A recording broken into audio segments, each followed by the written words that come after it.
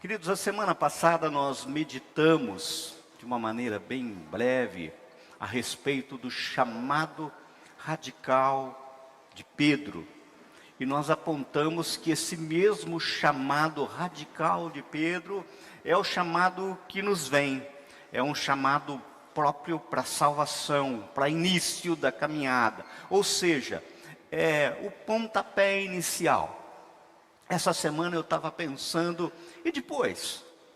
E depois desse pontapé inicial?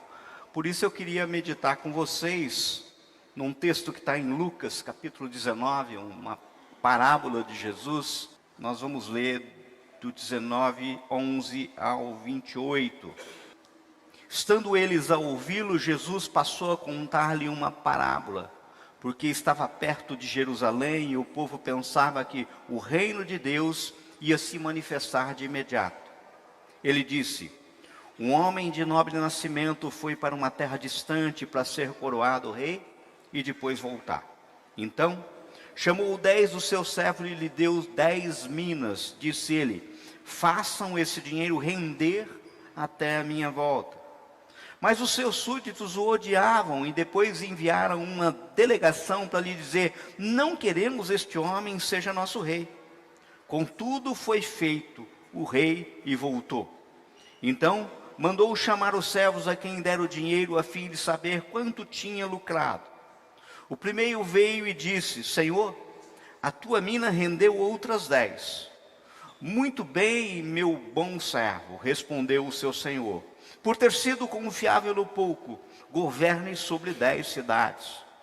O segundo veio e disse: Senhor, a tua mina rendeu 5 vezes mais. O seu senhor respondeu: também você encarregue-se de 5 cidades. Então veio outro servo e disse: Senhor, aqui está a tua mina. Eu a conservei guardada num pedaço de pano. Tive medo porque és um homem severo. Tiras o que não puseste e colhes o que não semeaste. O seu senhor respondeu: eu o julgarei pelas suas próprias palavras, servo mau. Você sabia que sou um homem severo, que tiro o que não pus e colho o que não semeei. Então, por que não confiou o meu dinheiro ao banco? Assim, quando eu voltasse, o receberia com os juros. E disse aos que estavam ali: tomem dele a sua mina e deem ao que tem 10. Senhor, disseram, ele já tem 10. Ele respondeu: eu lhes digo que a quem tem, mais será dado, mas a quem não tem, até o que tiver, lhes será tirado. E aqueles inimigos meus que não queriam que eu reinasse sobre eles, tragam-nos aqui e matem-nos na minha frente. Depois de dizer isso, Jesus foi adiante, subindo para Jerusalém. Vamos orar? Senhor, que essa palavra seja viva em nosso coração. Frutifique, Pai querido, Pai amado, a 30, 60, 100 por 1. Fala, Senhor, por isso nós proclamamos liberdade plena, genuína do Teu Santo Espírito, Senhor. Nos mostra, Pai querido, Senhor, o Teu querer, a Tua vontade para a Tua igreja, Pai. Faz isso, porque nós oramos em nome de Jesus. Amém? Antes de mais nada, nós precisamos analisar qualquer texto bíblico, entender qual é o contexto do texto, o que estava acontecendo, o que vem antes, o que vem depois, justamente para entender qual que é o propósito daquilo que está sendo anunciado nas Escrituras. Isso é uma regra básica, serve para todo o texto. No caso, Lucas, propositadamente, define essa parábola no contexto do plano de redenção de Deus. Note, Jesus está a caminho de Jerusalém pela última vez, e se bem observarmos, quando Jesus, passando por Jericó, que era o caminho a Jerusalém, se convidou para almoçar, ficar na casa de Zaqueu, vocês lembram que houve uma certa oposição em relação a isso. Esse anfitrião, Zaqueu, ele não era bem visto, ele era tido como um pária da sociedade, um pecador. E qual que foi a resposta de Jesus nisso? No verso 10, que nós não lemos, mas o anterior diz assim: porque o Filho do Homem veio buscar e salvar o que estava perdido. Querido, querida, não podemos separar essa parábola dessa configuração da narrativa de Lucas. Jesus e seu evangelho tratam da inclusão. Ele é inclusivo, abrindo a porta do reino a todos aqueles que os líderes religiosos da época haviam excluído. Então, o discurso de Jesus traz para dentro do reino publicanos, pecadores, coxos, doentes, mulheres, gentios, romanos e, finalmente, toda a carne. Todas essas pessoas e aqueles que representavam poderiam ser incluídos como no seio de Abraão, filhos de Abraão, através da fé e do arrependimento. O ponto é que o evangelho é uma boa notícia para todos, não é para alguns. O evangelho é uma boa notícia para todos. Este era o reino que o Pai havia enviado Jesus para anunciar nesse momento. Ele veio para buscar e salvar todos os que estavam perdidos. Eles eram o propósito da sua vinda. Estava agora na última etapa da jornada, o ponto que ele morreria para redimir a todos. A caminho de Jerusalém, era o ponto final, Jerusalém. Se observarem, vocês verão de pronto, no verso 11, o Senhor Jesus nos aponta, Ele mesmo, por que propunha essa parábola. O texto diz assim: estando eles a ouvi-lo, Jesus passou a contar-lhes uma parábola. Porque estava perto de Jerusalém e o povo pensava que o reino de Deus ia se manifestar de imediato. Ou seja, o povo, os discípulos que acompanhavam Jesus estavam com uma expectativa errada, pois pensavam que o reino de Deus iria se manifestar de imediato, fisicamente. Jesus, no caso, contou essa parábola justamente para esclarecer esse mal entendido. Ele queria deixar claro: vocês estão enganados. Pense comigo, Jesus, o herdeiro de Davi, muitos textos inclusive chamam ele como filho de Davi, e há uma aliança de Deus com Davi, dizendo: olha, da tua descendência surgirá um rei, e ele reinará sobre todo Israel, e governará para todo sempre. Ou seja, o filho de Davi assumiria literalmente o trono, de modo que Jesus propõe essa parábola justamente com o objetivo de desfazer esse raciocínio errado da imediatidade da promessa. É assim, Israel estava oprimido pelos romanos. Daí vem Jesus, que é o Messias, o filho de Davi. Daí eles pensavam: pronto, é agora que a promessa feita lá a Davi vai se cumprir. Ele vai se sentar no trono, vai organizar um exército, expulsar os romanos, e daí é só alegria. Mas eles estavam enganados.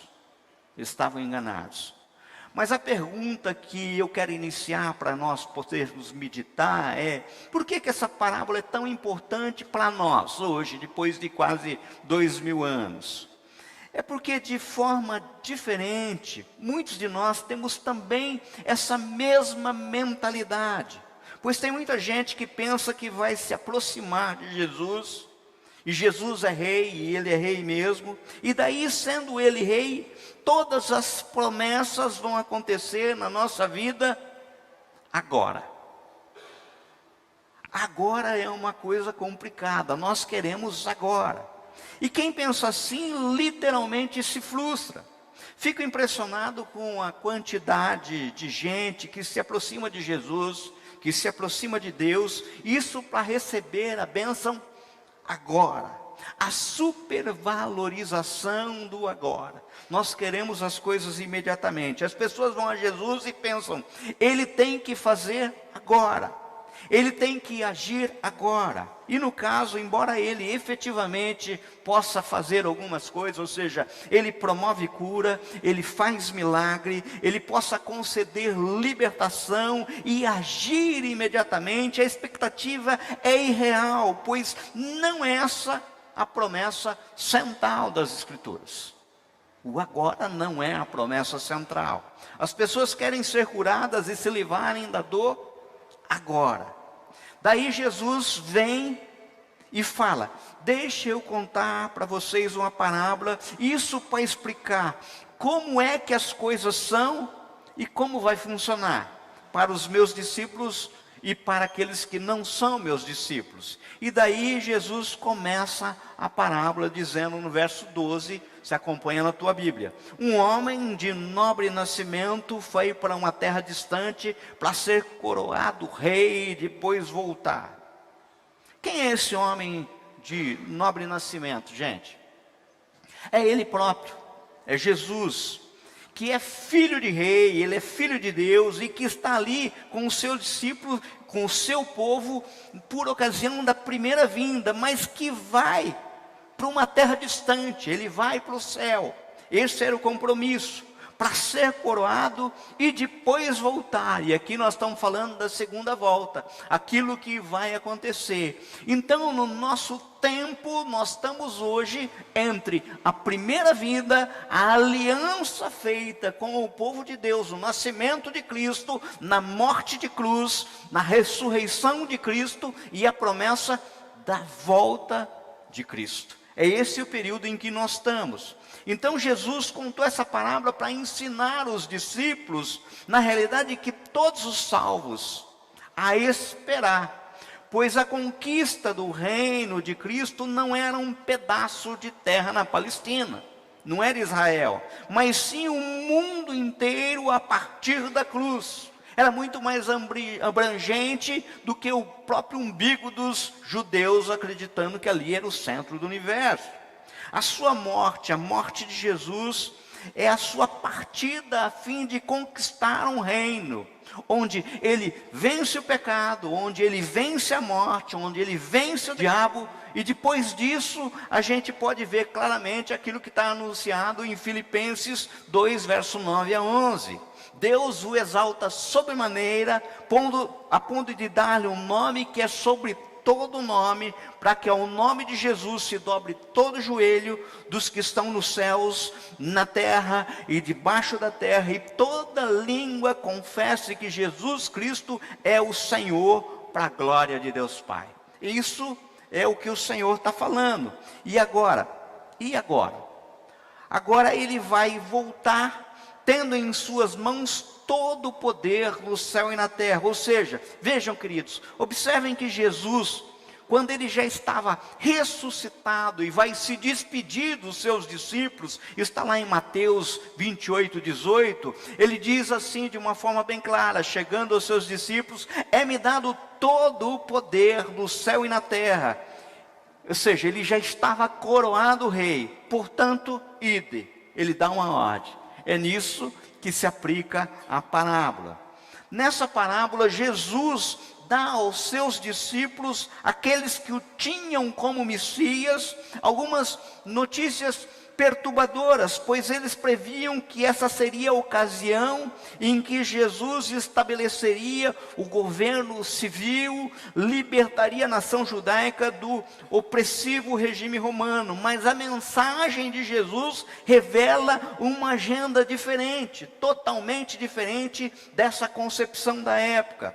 Ele lhes dá uma designação em termos do seu reino, e lhes dá uma missão por um intervalo indefinido e define o tempo em que o trabalho deve ser completado, até que eu venha.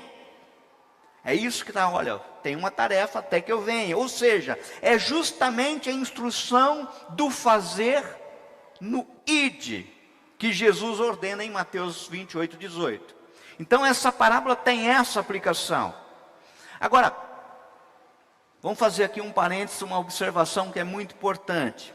Perceba que nós não podemos confundir a parábola das minas que nós lemos com a parábola dos talentos que existe lá em Mateus 25, verso 14 a 30. São parábolas distintas, embora hajam alguma semelhança entre elas, elas não são iguais, e o tempo e as lições são diferentes entre elas. Cada lição, além de detalhes específicos, traz uma lição original e diferente.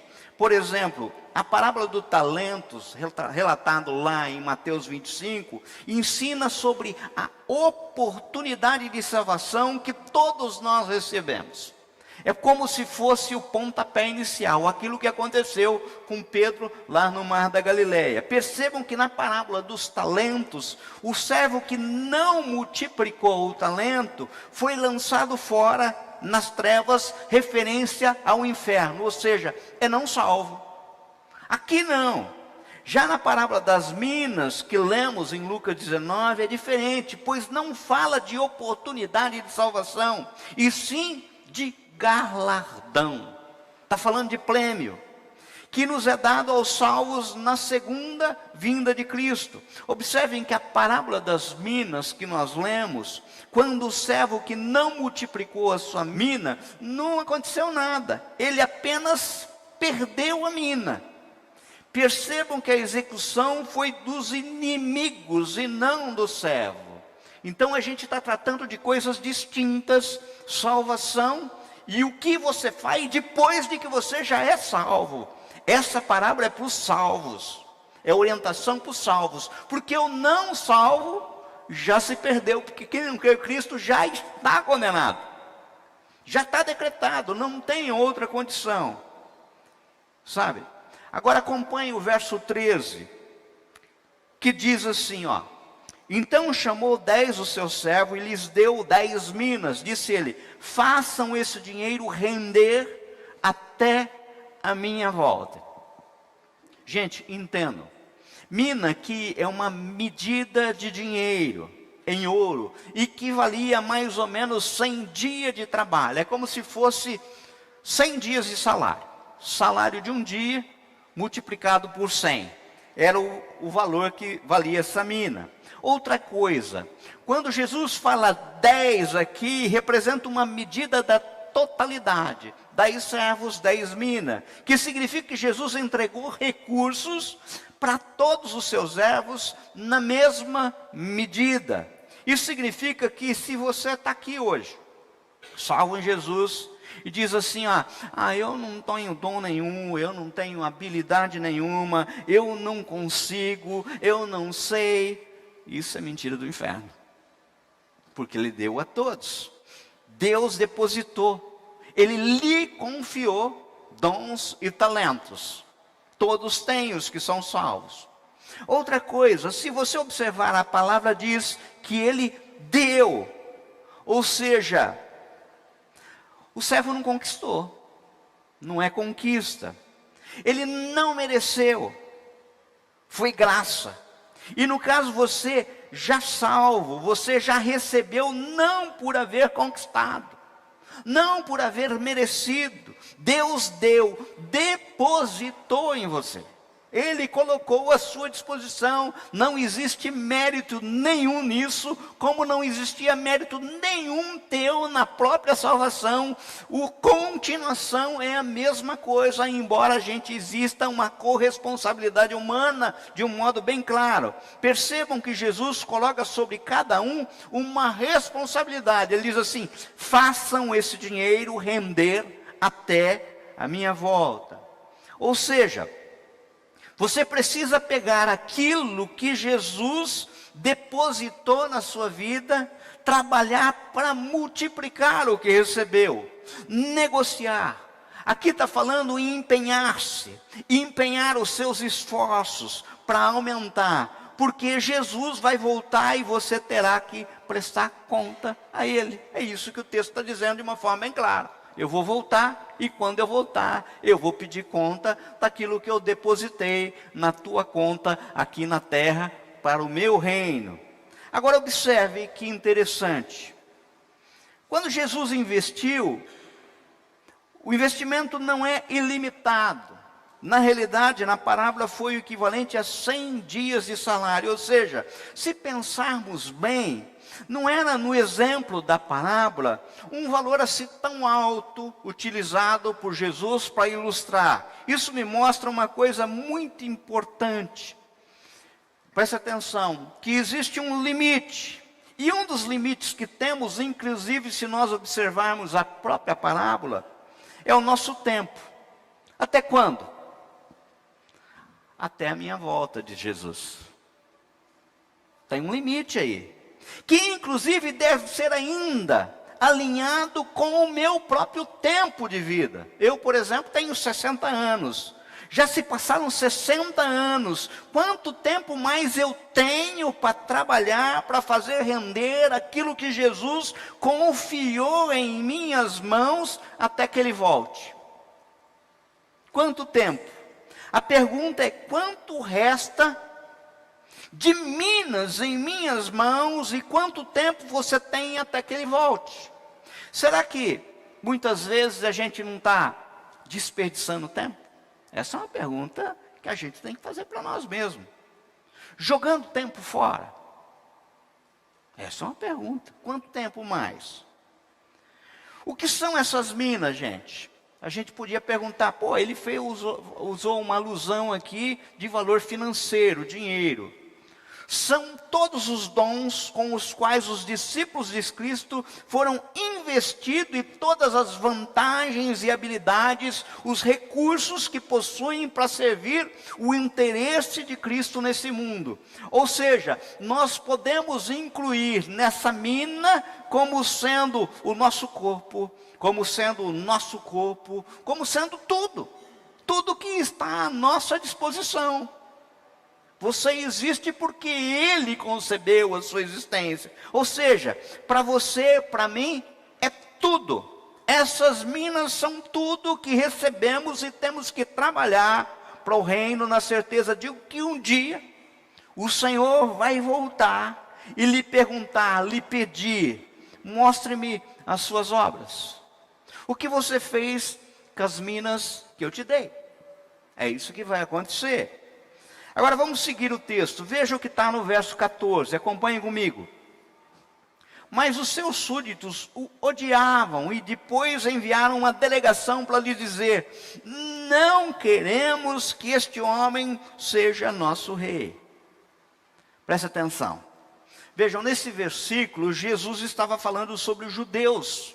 Estava falando sobre Israel naquele momento, que não reconheciam Jesus como rei, como Senhor, como Messias. Como está lá em João 1:1. Ele veio para o que era seu, mas o que era seu não o receberam. Não é assim que está? Ao mesmo tempo, o Senhor estava nos falando uma verdade. E a verdade é a seguinte, eu queria que você prestasse atenção.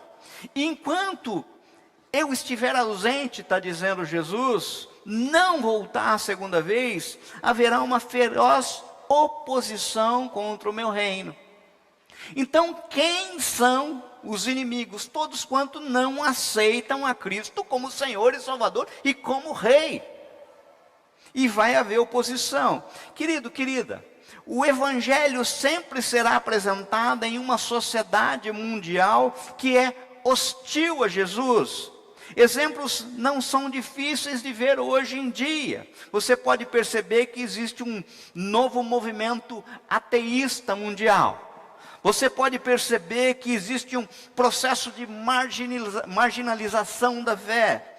Cristãos em muitas nações ao redor do mundo ainda hoje são condenados à prisão e à morte. A igreja original de Cristo, santa, ela é perseguida. Ela é perseguida. Queridos, pensem comigo.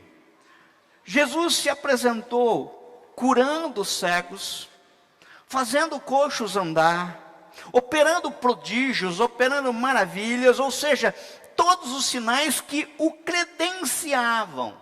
Mas os judeus não receberam Jesus.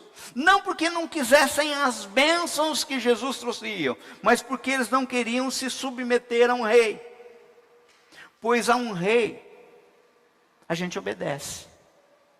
Acho que é absolutamente a mesma coisa que acontece hoje. Muitos querem a bênção do Senhor, mas não o Senhor das bênçãos. Já ouviram essa expressão?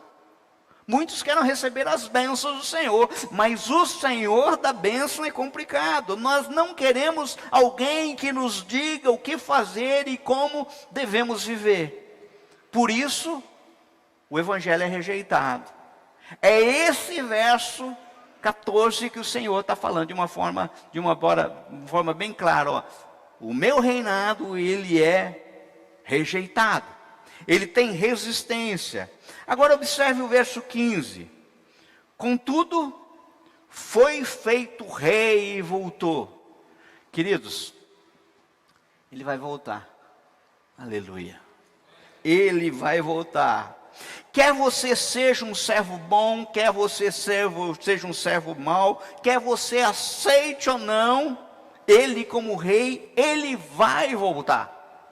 Esse é fato incontestável. Ele mandou chamar os seus servos a quem dera o dinheiro a fim de saber quanto tinham lucrado. Queridos, entenda, o Senhor Jesus vai voltar.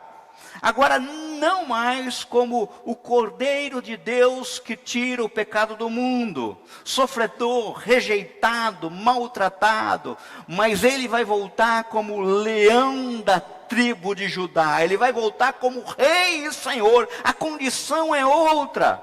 E no caso, ele vai chamar os seus servos a quem dera o dinheiro, como está na parábola, a fim de saber quanto tinha lucrado. O que aconteceu?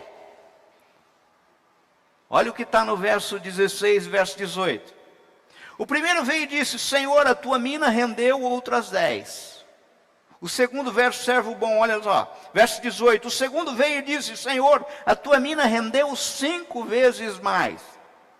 Eu não sei se vocês perceberam, mas no caso, nós observamos que no dia do julgamento, ou seja, no dia em que os servos, aqueles que são salvos, ou seja, essa palavra é para nós, tá?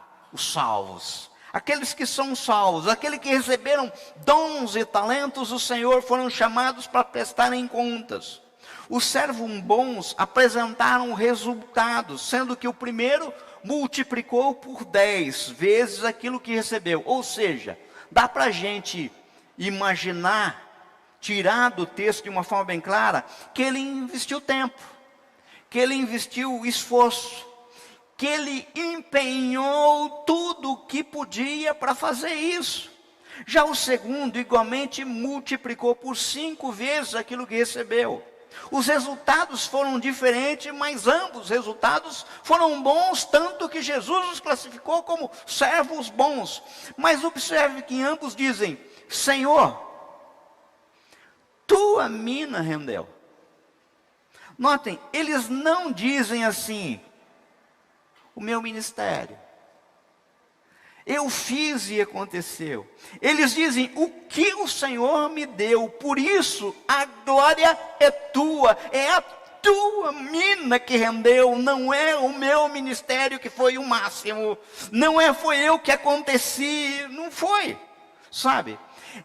É aquilo que está em Mateus 5,16, que nós temos estudado aqui no domingo, de uma forma bem clara, de manhã, domingo de manhã. Assim brilhe a luz de vocês diante dos homens, para que vejam as tuas obras e glorifiquem o Pai de vocês que está no céu.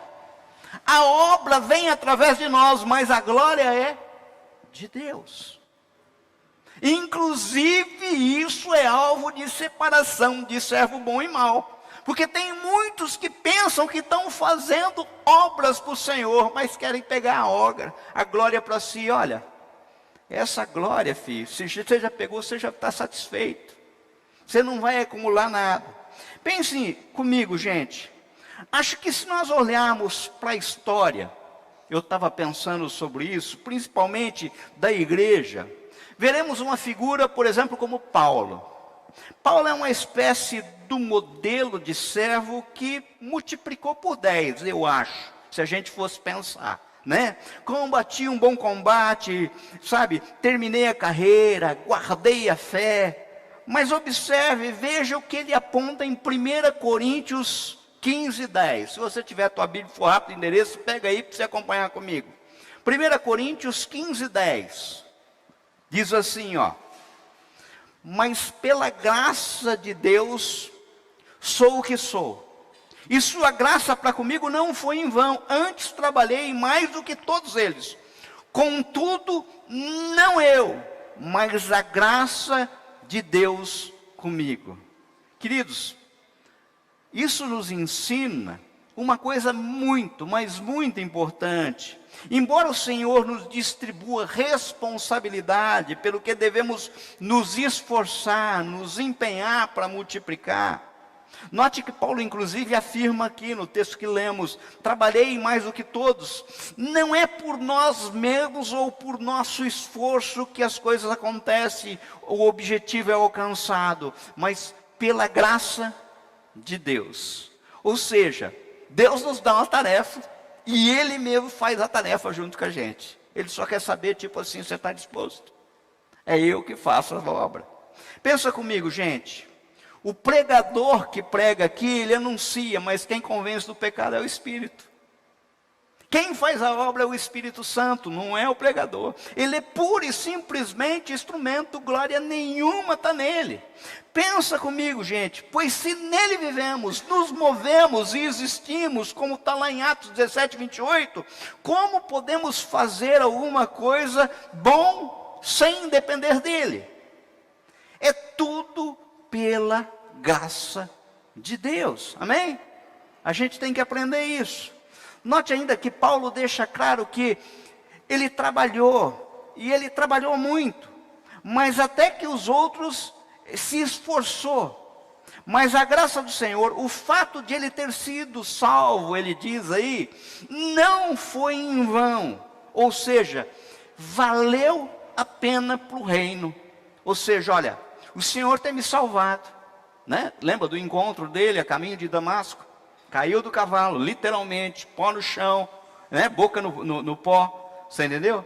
Caiu de cara no chão, e o Senhor propiciou a salvação. E que o Paulo está falando assim, olha, o que o Senhor propiciou para mim, a minha salvação não foi em vão. E a pergunta nessa noite, para você, para mim, muitas vezes é essa: e a tua salvação? Foi em vão ou está valendo a pena para o reino? Ou seja, Jesus ter salvo você foi um desperdício? Isso é uma coisa que a gente tem que refletir. Porque tem tudo a ver com aquilo que o Senhor vem e pedir contas. Sabem, queridos, o que esses servos bons estão nos mostrando na parábola, o que Paulo está nos mostrando, é que o que Jesus espera é que você durma e acorda com um objetivo: viver para a glória de Deus. Você é salvo? Então, a partir do momento de que você é salvo, você viva para a glória de Deus. Portanto, quer comais, quer bebais, ou fazer qualquer coisa, fazei tudo para a glória de Deus. Coríntios 10:31. Esse deve ser o nosso objetivo de vida. Toda glória seja dada a Deus, amém? Ou seja, você é salvo, vivam para a glória do Senhor. Quer comais, quer bebais, seja tudo para a glória do Senhor. Agora, percebam, quando olhamos os versos 17 e 19, nós notamos que os servos bons, quando vão diante do rei, entregam aquilo que conseguiram e recebem neste momento, só nesse momento, a recompensa. Para quem multiplicou o 10, vê lá no verso 17, está assim, ó: muito bem, meu bom servo, respondeu o seu senhor, por ter sido confiável no pouco, governe sobre 10 cidades. Para quem multiplicou por 5, verso 19, o seu senhor respondeu: também você encarregue-se de 5 cidades. Note que o texto não fala, em nenhum momento, que a vida deles foi boa.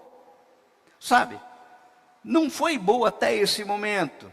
Que de tempo em tempo, sabe, o Senhor aparecia e falou assim: deixa eu dar uma de lambuja, um adiantamento da recompensa. Não tem no texto. Não tem um texto que de tempo em tempo o Senhor aparecia dando um feedback, muito bem, você está indo no caminho certo. Estou falando que é coisa impossível de acontecer? Não, mas não tem no texto, sabe? O texto diz que a recompensa veio quando o Senhor voltou. Então não é agora, a recompensa que vale a pena é quando o Senhor voltar, não é agora. A gente tem que ser destruída, nossa mente, essa filosofia do agora. Queridos, entendam, existe uma corrente ideológica no mundo que tenta nos convencer que se a vida está dura, se as coisas parecem que não estão dando certo, mesmo você fazendo tudo para a glória de Deus, existe alguma coisa de errado. As coisas não estão dando certo, você é tentado a desistir. É isso que acontece. Acontece que existe, de pronto, algo muito errado nesse raciocínio. Pois quem foi que falou que a recompensa é agora? Onde está escrito? Recompensa imediata. Aceite Jesus aqui e agora e viva feliz para sempre. Tem algum lugar, algum texto bíblico que tem isso? Não tem, em nenhum lugar. Entenda, Jesus diz, deixa eu te contar uma parábola para vocês justamente não serem enganados. Essa parábola é para destruir todo o engano, você entendeu? Inclusive de pregações de autoajuda. Entenda, no mundo tereis aflição, mas tem de bom ânimo, eu venci o mundo. Não foi você que venceu o mundo, mas eu venci o mundo, está o Senhor dizendo. E ali tem um ponto final. Não diz assim, eu venci o mundo e vocês vão vencer também. Não. Vocês vão se aproveitar da minha vitória. Vocês não precisam vencer porque eu já venci. Não está dizendo assim, vocês vão continuar vencendo. O que vocês precisam é de fé em mim, porque eu já venci. Acabou. A gente acrescenta, sabe, esse versículo a gente olha assim, no mundo tereis aflição, mas tem de bom ânimo, eu venci o mundo e vocês vão vencer também. Mas esse e vocês vão vencer também, não tem. Não está no texto bíblico, sabe? A gente tem que entender que qualquer sucesso vem pela a vitória de Cristo. E só pela vitória de Cristo. Nós cantamos aqui, só pelo sangue. Foi pelo sangue, a cruz basta, eu não preciso de mais nada. Entendam, meus queridos, o Senhor está nos convidando nessa noite a não olhar ao mundo com os nossos olhos carnais, a não olhar ao mundo sobre as nossas lentes, sabe, com a visão do mundo, pois para esse mundo, cada um dos apóstolos, heróis da fé, na realidade, na visão do mundo, eles eram fracassados. Pois alguns, sabe, morreram martirizados, tiveram suas cabeças cortadas, muitos foram crucificados, inclusive uns de cabeça para baixo, sabe? Aqueles que não foram martirizados, a exemplo, por exemplo, de João, terminou seus dias numa prisão em Patmos. Esse não é um modelo que o mundo fala que é tipo assim, esse tá. Não é, sabe?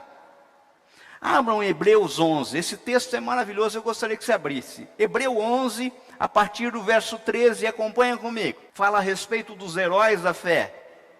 Eu queria que você acompanhasse para mim do verso 13 ao 16, veja que lindo isso. Olha só. Está falando de heróis da fé.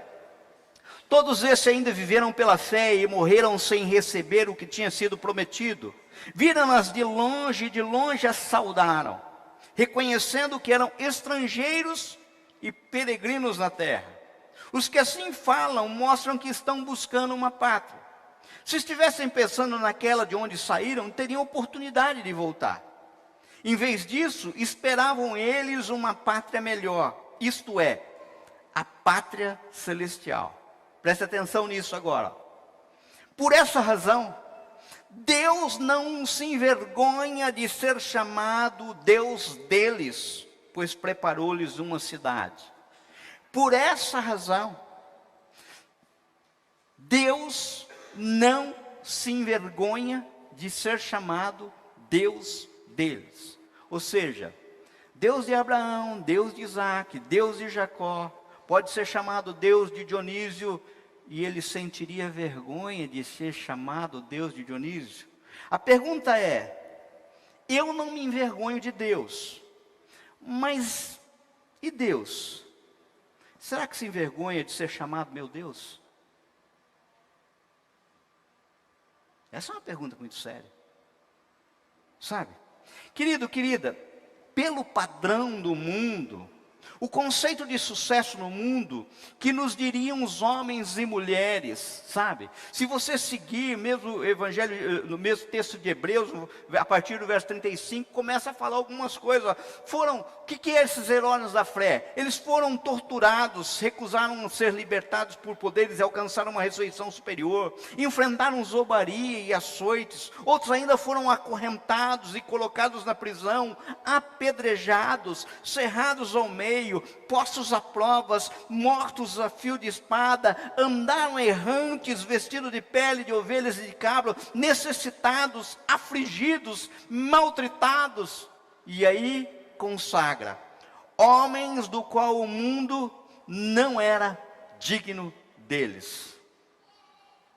Sabe, existem muitos que quando olhamos para o seu Facebook, o seu Instagram, se é que tem, não apresentam glamour nenhum, não apresentam resultado de sucesso aos olhos do sistema. Mas no céu o Senhor está batendo palma, porque se dedicaram a multiplicar as minas que receberam para a glória de Deus. Não é sucesso particular, é você se apresentar e mostrar. É esse que vocês têm que olhar, é a missão da estrelinha de Belém, cruza do Oriente ao Ocidente, para em cima da manjedoura e mostra: é Ele, a glória é dele, o louvor é dele, toda a honra é só dele, de mais ninguém. Entenda, a promessa não é vida boa agora, a promessa é a presença de Deus agora. Eis que estarei com vocês todos os dias até a consumação do século. Essa é a promessa.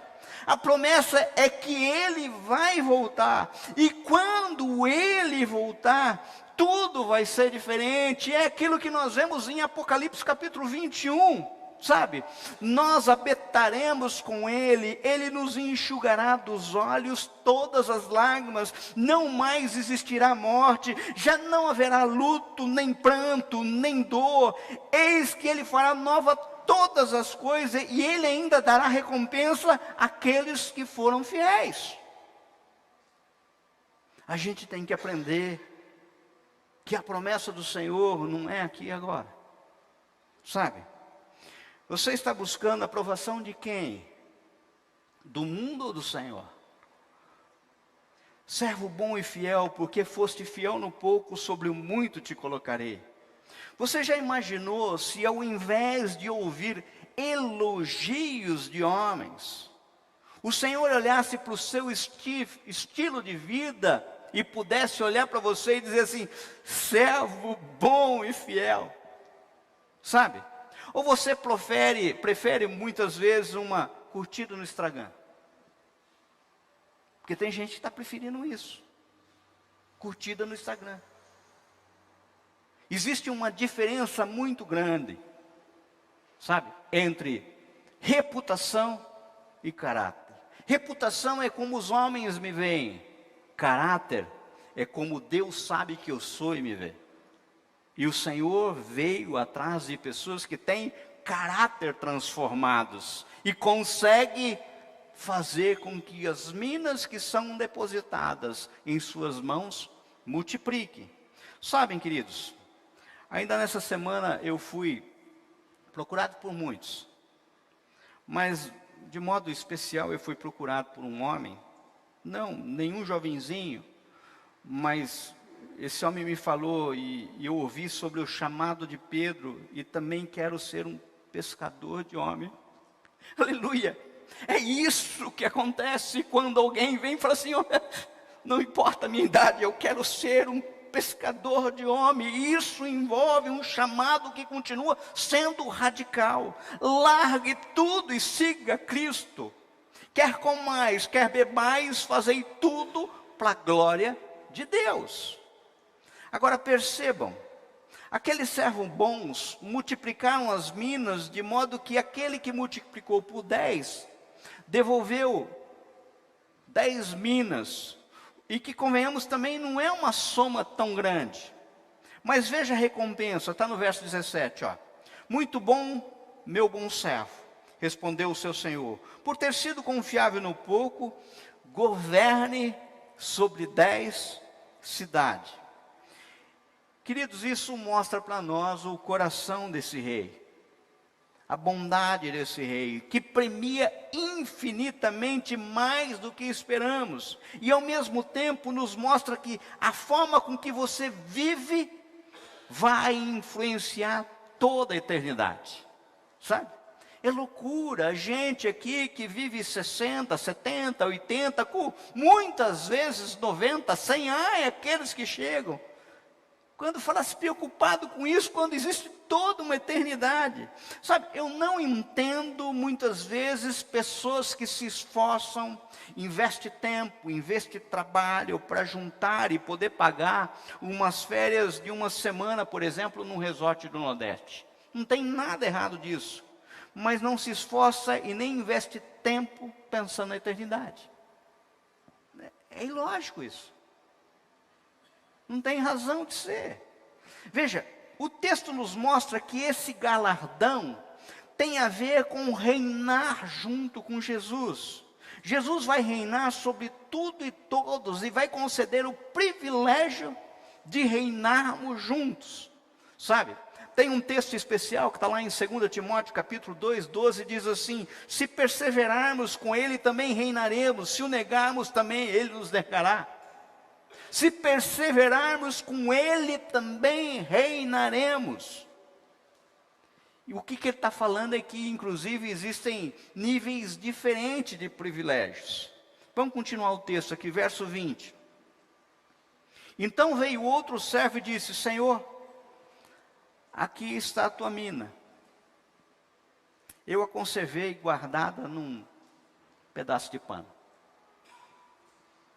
Aqui está alguém que recebe igualmente recursos do Senhor, dons, talentos, habilidades, mas guarda para entregar quando o Senhor voltar. Quem que representa esse tipo de pessoa, gente?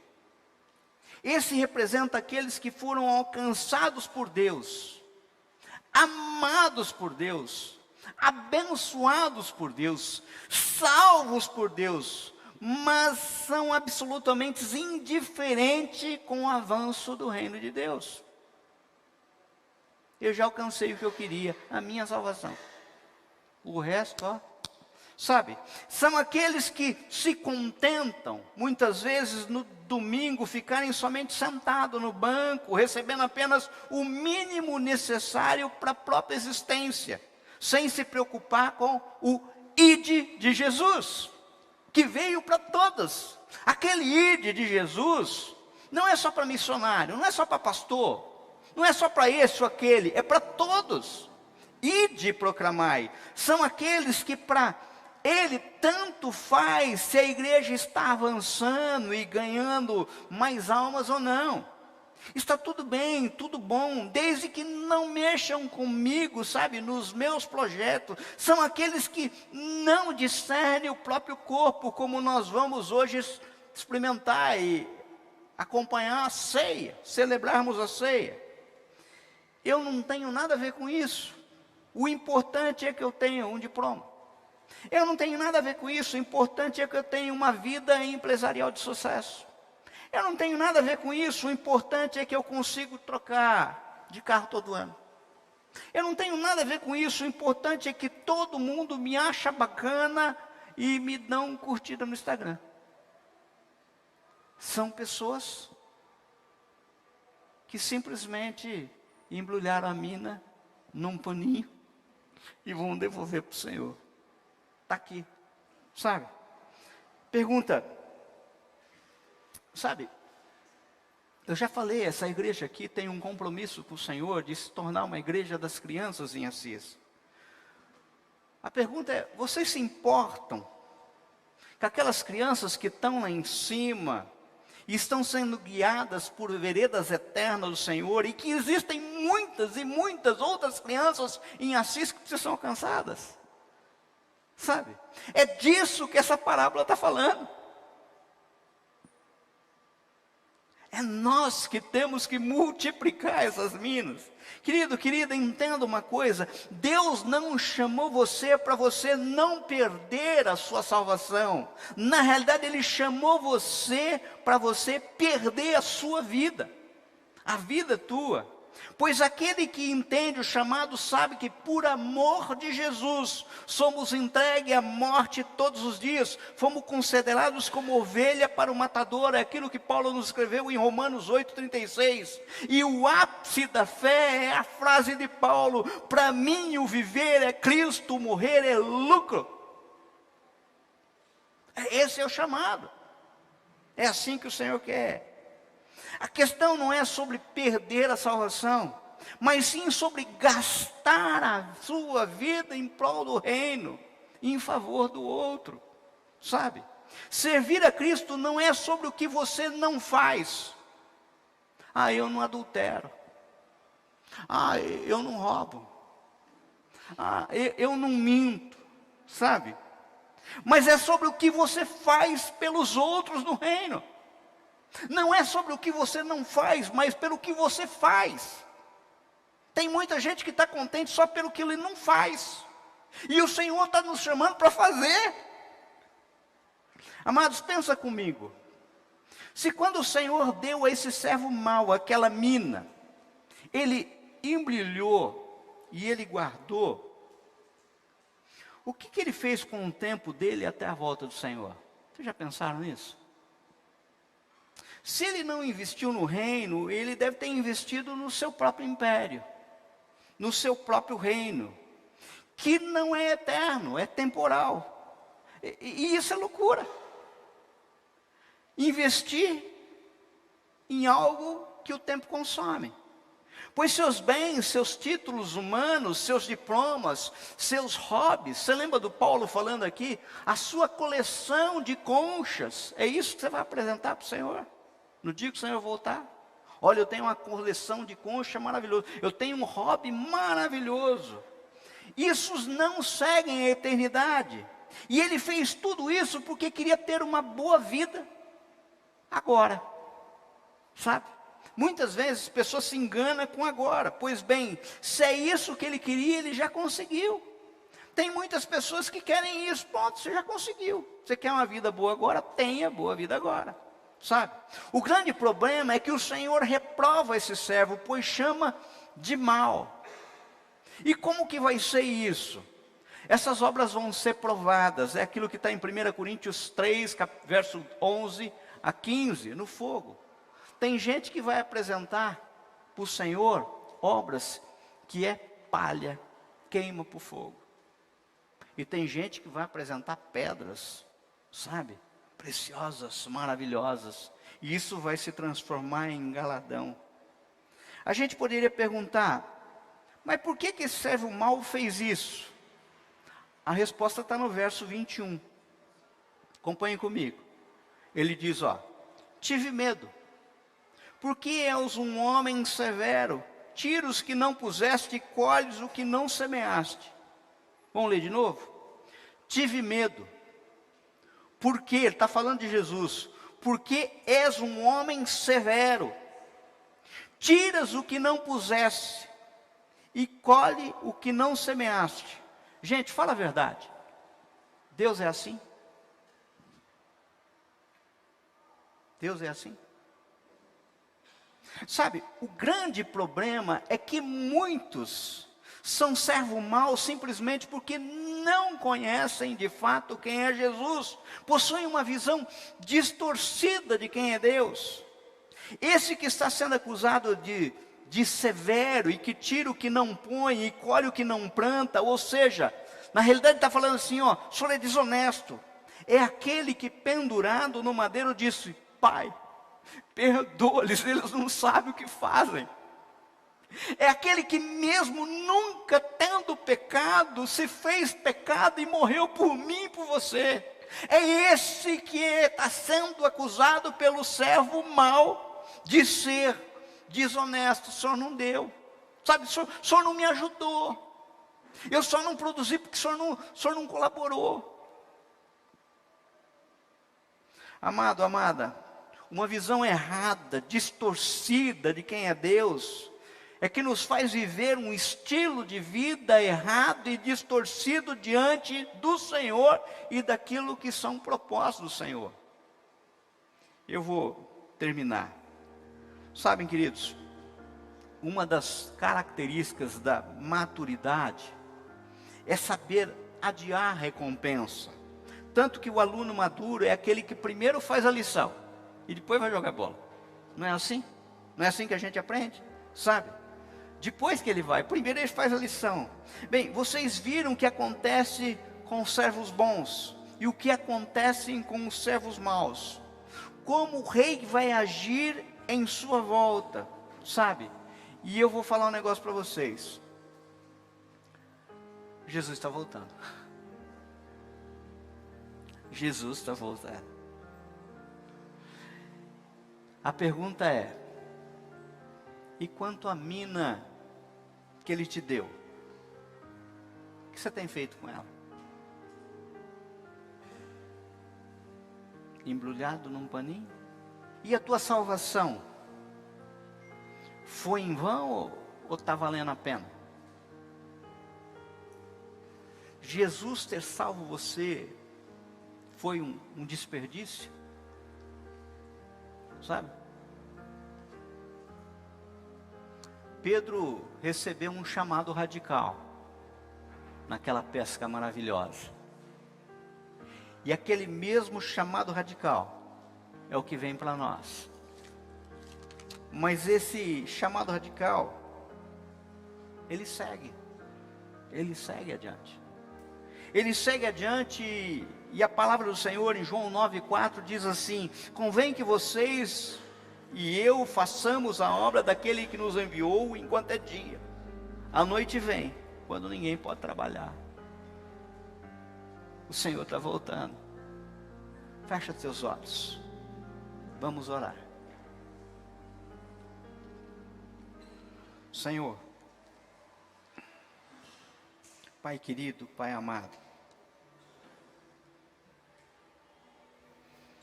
que essa palavra, Senhor, meu Pai, que meditamos hoje, faça diferença, Senhor, meu Pai.